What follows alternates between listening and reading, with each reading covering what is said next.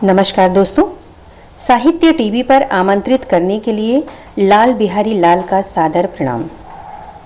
दोस्तों, स्त्री और पुरुष गृहस्थी के दो पहिए हैं और इन्हीं दो पहियों पर गृहस्थी टिकी है। एक भी पहिया खराब हो जाए या काम करने में असमर्थ हो जाए तो दूसरा किस तरह संभाल लेता है, इसी बात को कहानी में दर्शाया गया है। तो चलिए सुनते हैं रीढ़ की हड्डी।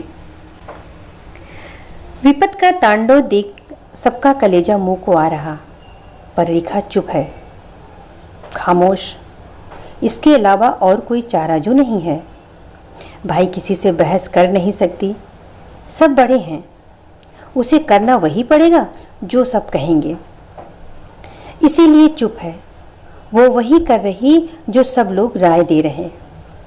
मजबूरी है, बच्चे भी छोटे हैं और मायके वालों से कोई मतलब भी नहीं है।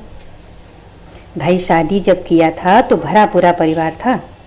दादी सास से लेकर के सास ससुर जीठ जिठानी, चार ननद, 3 देवर, सब कुछ तो था।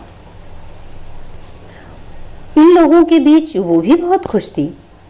होती भी क्यों ना, लोग हाथों हाथ लिए जो रहते। धीरे धीरे घर में कुछ लोग कम हुए तो कुछ लोगों ने नए आ गए। होना ही था, यही 4 सालों में चारों ननद की शादी हो गई और देवर लोग नौकरी करने बाहर चले गए। बस गाहे बगाहे किसी काज परोजन पर या फिर त्योहार पर आ जाते। तभी तो घर भरा भरा है। 4 दिन पहले ही त्योहार बीता है, इसी में सब आए थे। और रमेश को हार्ट अटैक आया, पर उपचार के बाद ठीक हो गए, घर आ गए। आ तो गए पर फालिज मार गया, इससे किसी काम के नहीं रहे। इससे लोगों में चिंता व्याप्त हो गई। कोहराम मच गया पूरे घर में। अरे ये क्या हो गया? मुँहे मुँह लोग आपस में कानाफूसी भी करने लगे कि अभी तो बहुत कच्ची गृहस्थी है, कैसे काम चलेगा, करेगा भी तो कोई कितना। खैर, ये तो लोगों का काम ही है। जहाँ 4 लोग इकट्ठे होते हैं वहाँ 4 तरह की बातें होती हैं।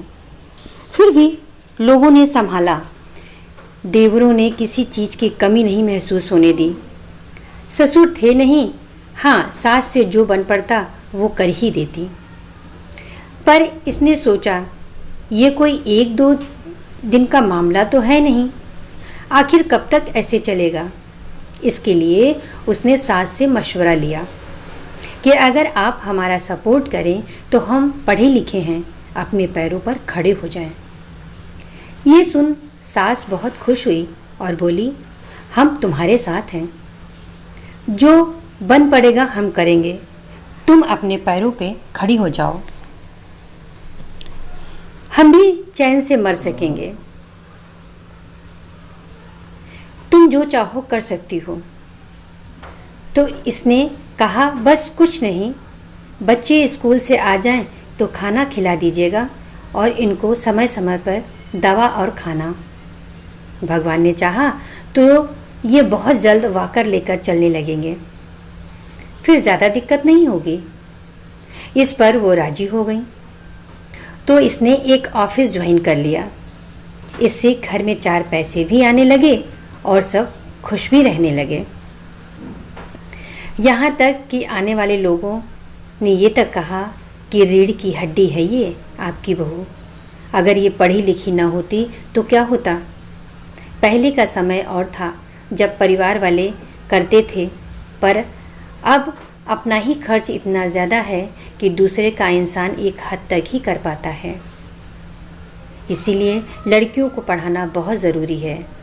इससे गाहे बगाहे वे अपने परिवार की जिम्मेदारी तो उठा सकती हैं।